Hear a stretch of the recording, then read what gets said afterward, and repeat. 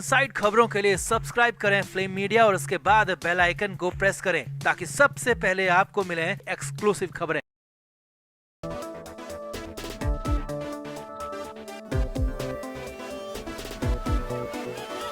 तो बीएमसी चुनाव से ठीक पहले उद्धव ठाकरे को बहुत बड़ा झटका दिया है और ये झटका उप मुख्यमंत्री अजित पवार की तरफ से उद्धव ठाकरे को मिला है। दरअसल अजित पवार के साथ उद्धव ठाकरे के बहुत बड़े नेता और कम से कम 20,000 कार्यकर्ता इस्तीफा देने जा रहे हैं। इतने बड़े स्तर पर सामूहिक इस्तीफे की खबर से उद्धव ठाकरे बुरी तरह टूट चुके हैं। तो आपको पूरी इनसाइड स्टोरी दिखाते हैं कैसे पिंपरी और चिंचवाड़ में जाकर अजित पवार ने उद्धव ठाकरे के लिए तबाही मचा दी। आपको बताते हैं सब कुछ। आप भी वीडियो को शेयर करें और अपनी राय कमेंट बॉक्स में जरूर दें। तो आगामी स्थानीय निकाय चुनाव को लेकर सभी पार्टियों ने तैयारियां शुरू कर दी है। संभावना है कि पिंपरी चिंचवाड़ में भी जल्दी नगर निगम चुनाव की घोषणा हो जाएगी और उद्धव ठाकरे जहां पर पहले से ही जीत के सपने देख रहे हैं, उन उद्धव ठाकरे को बहुत बड़ा झटका पिंपरी और चिंचवाड़ में लगा है और ये झटका अजित पवार की तरफ से लगा है। दरअसल अजित पवार पिंपरी और चिंचवाड़ में कार्यकर्ताओं और अधिकारियों की बैठक करने पहुँचे थे। अब इस दौरान पूरे दिन अजित पवार वहीं पर रहे। अब अजित पवार के मन में कुछ तो चल रहा था, इसीलिए अजित पवार ने पूरा दिन उसी इलाके को दे दिया। कार्यकर्ताओं और पदाधिकारियों से मिले, आराम से मिले, किसी भी तरीके की जल्दबाजी उन्होंने नहीं दिखाई। और इसके बाद जो हुआ वो उद्धव ठाकरे के लिए बहुत बड़े झटके की खबर है। दरअसल कार्यकर्ताओं और पदाधिकारियों की बैठक के बाद अजित पवार अचानक उद्धव ठाकरे के सबसे करीबी और वरिष्ठ नेता के परिवार के पास पहुँच गए और वहाँ पर उस परिवार के साथ तकरीबन 2 घंटे का वक्त बिताया। अब ये परिवार कोई छोटा मोटा परिवार नहीं है, बल्कि ये बहुत बड़ा परिवार है और इसी से उद्धव ठाकरे की आधी सियासत चल रही है, या यूं कहे कि उस पूरे इलाके में उद्धव ठाकरे इस परिवार की वजह से ही अपना सिक्का जमा कर बैठे हैं। और इस परिवार के साथ 1000-2000 नहीं बल्कि 20,000 से ज्यादा कार्यकर्ता और पदाधिकारी काम करते हैं। यानी कि अजित पवार की इस बैठक के बाद में पूरी संभावना है कि इस नेता के साथ में ये 20,000 कार्यकर्ता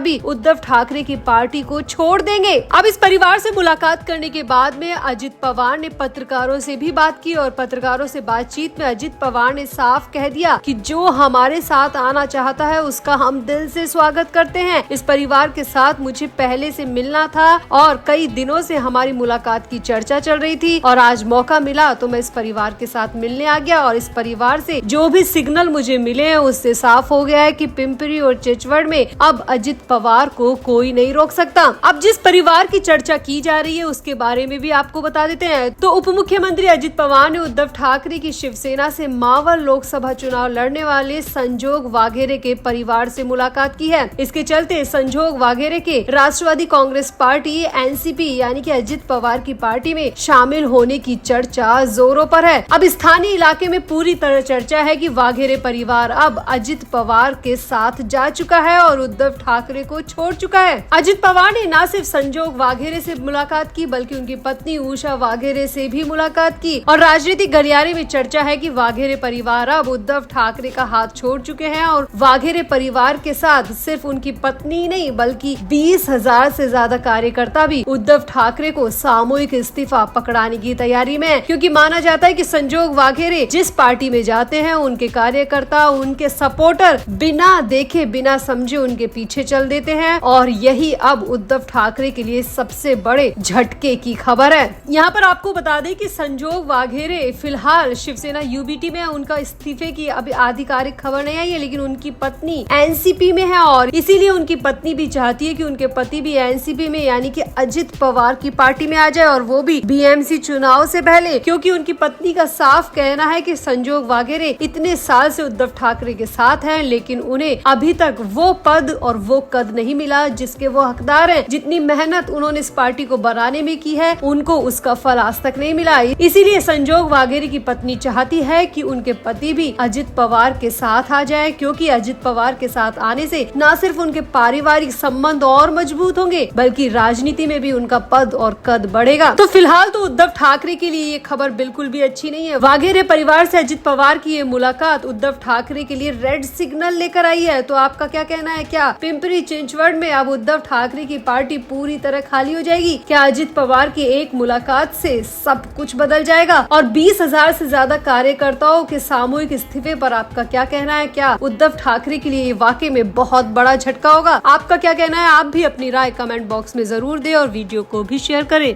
तो ट्रंप के H-1B वीजा पर फीस की बढ़ोतरी ने टेक दिग्गजों के बीच खलबली मचा दी है। 21 सितंबर से पहले लोग किसी भी सूरत में अमेरिका पहुंचना चाहते हैं। अगर ये पहुंचने से चूक जाते हैं तो 88 लाख रुपए तक का भुगतान करना पड़ सकता है या फिर नौकरी भी जा सकती है। जहां पर जिस चीज के लिए 6 लाख रुपए लगते थे वहां 88 लाख रुपए की चपत लग सकती है। अब ट्रंप के इस फैसले के बाद अमेरिकी एयरपोर्ट पर अफरा तफरी मच गई है। वहीं भारत से अमेरिका के लिए फ्लाइट का किराया भी डबल से ज्यादा हो चुका है। यहाँ आपको बता दें कि ट्रंप ने H-1B वीजा पर फीस बढ़ाकर $1 लाख यानी कि करीब 88 लाख रुपए से ज्यादा कर दिया है। ये नियम पहली बार या दोबारा अमेरिका में आने वाले सभी कर्मचारियों पर लागू होगा। इसे 21 सितंबर से प्रभावी माना जाएगा। इस डेट के बाद अगर कोई भी कर्मचारी वापस अमेरिका आता है तो उसकी कंपनी को 88 लाख रुपए का भुगतान करना पड़ेगा। अब ट्रंप के इसी फैसले की वजह से अमेरिकी हवाई अड्डों पर अफरा तफरी मची है। भारत में भी जो लोग फंसे हैं वो सीधी उड़ान चाहते हैं अमेरिका की, लेकिन यहाँ पर एयरलाइंस कंपनियों ने बड़ा दाव खेल दिया और टिकट्स के दाम अचानक से डबल कर दिए। अब इस पूरी खलबली के बीच कांग्रेस की तरफ से राहुल गांधी ने प्रधानमंत्री नरेंद्र मोदी पर निशाना साधा। राहुल गांधी ने कहा कि मैं फिर से कहना चाहता हूँ कि भारत का पीएम सबसे कमजोर है। राहुल गांधी ने कहा कि पीएम मोदी के दोस्त ट्रंप ने H-1B वीजा की फीस बढ़ा दी। पहले H-1B वीजा की फीस 6 लाख रुपए थी जो अब बढ़कर 88 लाख रुपए हो गई है। राहुल गांधी ने आगे कहा कि ट्रंप के इस फैसले से सबसे ज्यादा नुकसान भारत का होगा। भारतीयों के लिए अमेरिका में नौकरी के मौके कम होंगे। अमेरिका से भारत आने वाले पैसे में भी भारी कमी आएगी। भारत के IT प्रोफेशनल्स की नौकरियां खतरे में होगी। ये खतरा इसलिए भी बड़ा होगा क्योंकि देश की बड़ी IT कंपनी पहले से ही छटनी कर रही है। अब राहुल गांधी ने तो जो कहा सो कहा, लेकिन राहुल गांधी की नकल के चक्कर में महाराष्ट्र के विपक्षी नेता